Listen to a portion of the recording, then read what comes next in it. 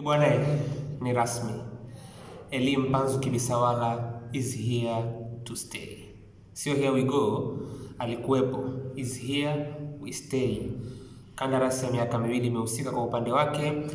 Kwa wale ambao wamekuwa ni wafuatiliaji wazuri wa jukwaa langu, nilishawahi kuzungumzia kuhusu mazingira ya Elie Mpanzu kama wiki tatu nyuma nafikiri. Makadirio yangu kama yatakuwa sahihi, niliwahi kutengeneza video kuhusu Elie Mpanzu kwenye jukwaa hili kama kipindi cha wiki tatu na nusu, 4 kiufupi zilizopita, nikiwa naelezea namna ambavyo Simba waliboresha maslahi yake kwenye mkataba wake aliokuwa nao kabla.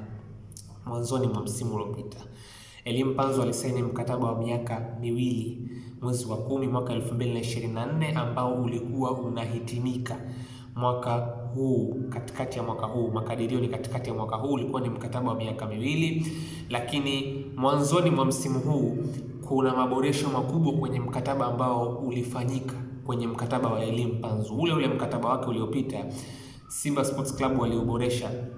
Makadirio ambayo yalikuwa yanazungumzwa mwanzo, ilikuwa inasemekana Elie Mpanzu alikuwa anachukua takriban milioni 20. Hiyo ilikuwa ni mwanzo kabisa wakati anajiunga na Simba, something around milioni 20, lakini mkataba wake ambao ulikuja kuboreshwa katikati ya mwaka uliopita ulikuwa unaonyesha kwamba, kwa taarifa nilizonazo za ndani za uhakika, ni kwamba mshahara wake ulipanda mpaka takriban shilingi milioni 27.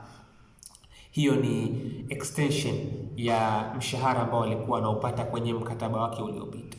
Lengo la kufanya hivi ilikuwa ni kuulinda na kuwekea nguvu mkataba wa Elie Mpanzu, kwa sababu mkataba wake wa miaka miwili haukuwa na nguvu kiukweli kwenye baadhi ya maeneo. Unajua, kama mtu ambaye ulikuwa unafuatilia vizuri msimu uliopita, kuna baadhi ya wachezaji wengi sana Simba wameachana nao kwenye dirisha kubwa lililopita.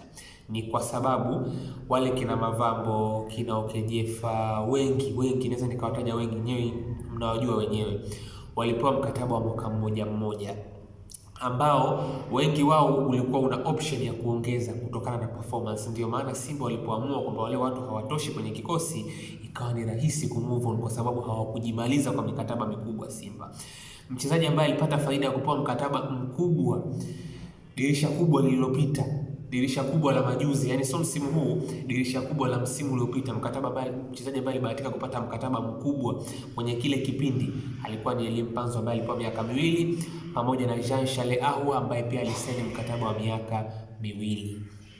Hao ndio wachezaji ambao Simba waliamua kuinvest vizuri kwa upande wao. Sasa kitu ambacho kilikuja kutokea ni kwamba mkataba ambao Mpanzu alipewa mwisho wa siku ulikuwa ni miaka miwili, lakini ulikuwa umelegezwa kwenye baadhi ya vifungu. Kwa nini? Kwa sababu endapo Simba wasingeridhishwa na performance, hawakutaka kuingia hasara kubwa kwenye kuondokana na mchezaji ambao amempa mkataba ambao ni mrefu kidogo. Kwa hiyo mkataba unakuwa ni mrefu, lakini unalegezwa kwenye baadhi ya maeneo.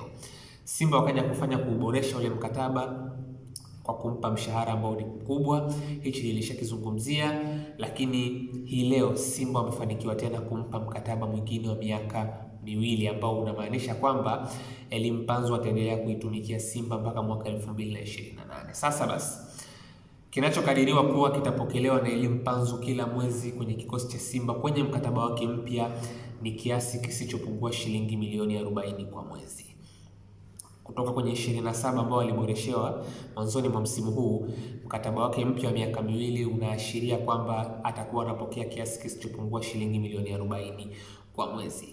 Na of course Elie Mpanzu ni mchezaji funguo kwenye kikosi cha Simba. Of course amekuwa akipitia changamoto nyingi hapa katikati, changamoto za kifamilia zimekuwa zikielezwa, lakini hakuna shaka kuhusu kiwango cha Elie Mpanzu.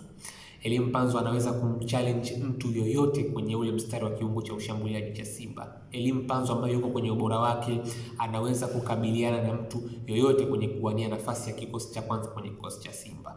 Kwa hiyo Simba, kwa kuliona hilo na kwa kujua umuhimu wake na kwa kujua kwamba ukitaka kupambania makombe makubwa ni lazima uwe na kikosi kipana ambacho hakipishani quality kwenye maeneo mengi, ni lazima ubakishe wachezaji wako muhimu. Na kwa hoja hiyo Simba wameamua kufanya hivyo kwa Elie Mpanzu kwa mkataba mwingine wa miaka miwili. Na ili halitoishia kwa Mpanzu, kuna wachezaji wengi ambao Simba wanafanya harakati za kujaribu kuongeza mkataba, lakini itoshe tu kusema kwamba Mpanzu milioni 40 plus kwa mwezi inategemewa kila mwezi mfukoni kwake, lakini kuna signing fee isiyopungua shilingi milioni 525 ambayo pia inaweza kuwa sehemu ya package ambayo ataipata kwenye mkataba wake mpya. Kwa hiyo ndio habari iliyopo.